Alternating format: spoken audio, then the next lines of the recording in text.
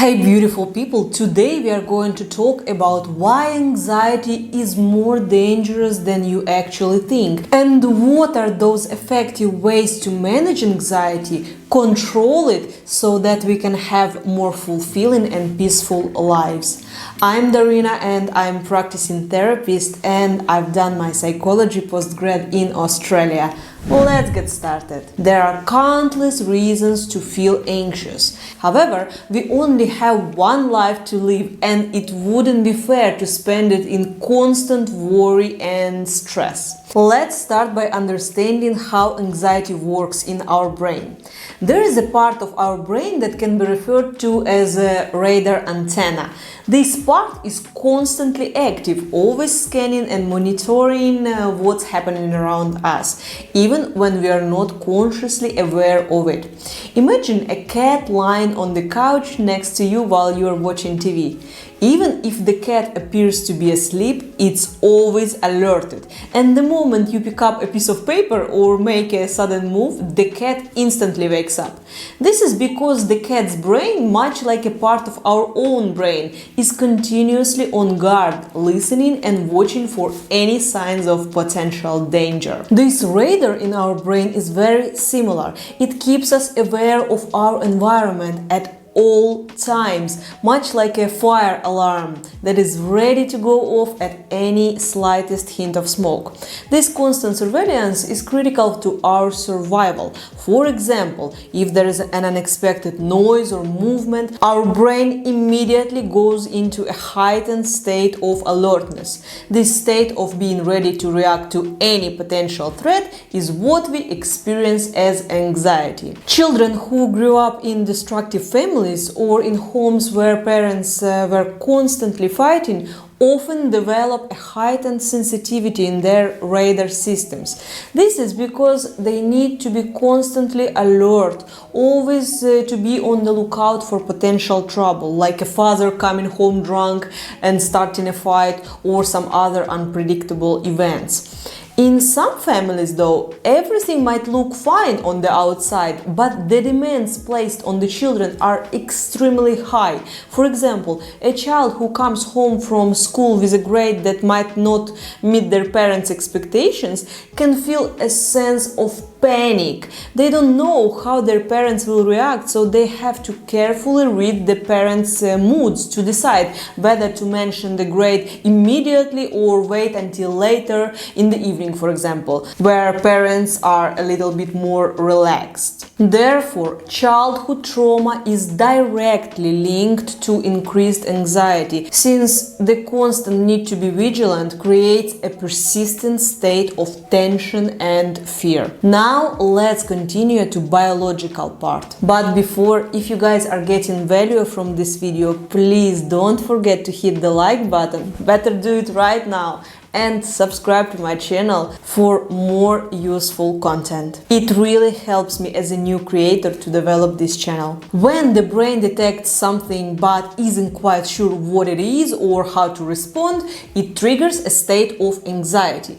This is where two small regions in the brain called the amygdala come into play. Amygdala is responsible for processing emotions and determining how we react to different situations. When amygdala senses that something is happening but doesn't have enough information to decide whether it's safe or dangerous, the body always will assume the worst, just in case, increasing our physical readiness, which is why we might feel tense, jittery or restless when we are anxious. This state of readiness, where we are preparing to fight, flee or freeze, is the body's natural response to perceived threats. It's a bit like revving an engine before a race. The body is gearing up for action.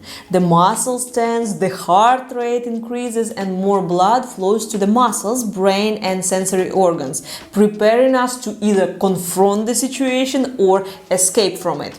This reaction is beneficial if we are facing immediate physical danger because it helps us react quickly. However, in modern life, most of our dangers aren't physical. They're psychological or emotional, like worrying about upcoming presentation or feeling stressed about a personal relationship. when the body reacts to these non-physical threats in the same way, it can lead to prolonged anxiety, which isn't helpful and can be harmful over time. And now let's move to why anxiety is really dangerous for us. If anxiety persists for a long time without being resolved, it leads to a state known as distress. Distress is like a long-term state of emergency for the body. It's as if the brain's fire alarm has been going off for days, weeks, or even months without a break. And just like an engine that's kept running at high speed for too long, the body starts to wear down. High levels of cortisol, the main stress hormone, along with adrenaline and glucose, signal that the body is under constant stress. While these hormones are essential for responding to immediate danger, prolonged exposure to them can cause significant damage. For example, cortisol and adrenaline cause blood to be redirected away from our internal organs, such as the digestive system and reproductive organs, to our muscles and brain. This is great if we need to run away from a threat, but not if we are sitting at the desk worrying about work.